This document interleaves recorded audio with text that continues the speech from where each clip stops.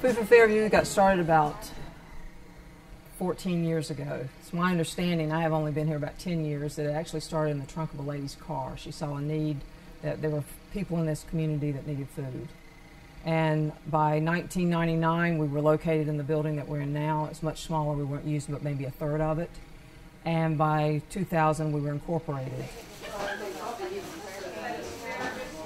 Client choice is all about letting the family member come in and choose what their family need and can eat. I think the best thing about it is not only are they choosing the items that they're going to take home and use and not getting something that maybe will sit on their shelf or maybe they'll even throw away, but also the fact that it's a one-on-one relationship. When they come in, they check in, and one of our volunteers takes them through the pantry with a grocery cart and helps them choose the food that they're allowed to take.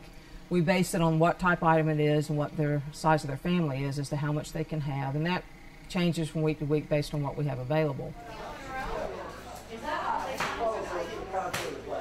I think one of the biggest challenges is having food that is actually really good for them to eat on the shelf. Too often the surplus food is items that really, it's not nutritional or doesn't give them the ultimate food that they need. We always like to provide as much protein as possible to the families, so we find ourselves struggling to find meat, especially dairy products.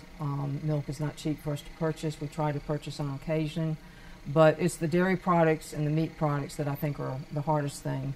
We're blessed here in Food for Fairview because we are supported by the Lord's Acre, and they provide us from May until early fall organic food that is grown locally, and they harvest it on Thursday and Friday and bring it into us. So we're very blessed and a great support program of fresh vegetables.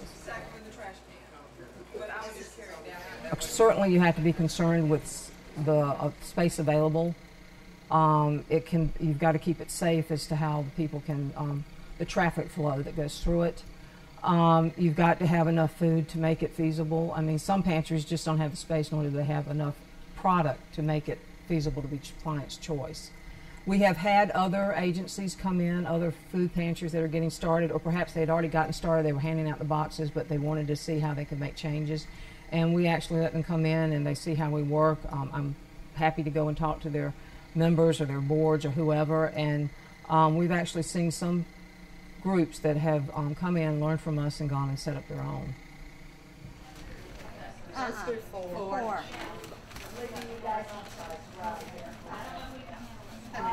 We're averaging approximately 60 to 65 families a week that come in every Friday. We're open every Friday each week throughout the year. We only close the Friday between Christmas and New Year's, if there is one.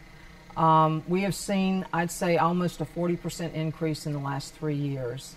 It does seem to go with the time of the year that maybe people are getting outside work or something, because the springtime we seem to decrease just a little bit, but we start seeing it start climbing again when school starts. But an overall average, we're talking about 65 families a week. I just think anytime you have the ability to connect with the person that's in need, I think too often we get a stigma in which people that need help are looked down upon.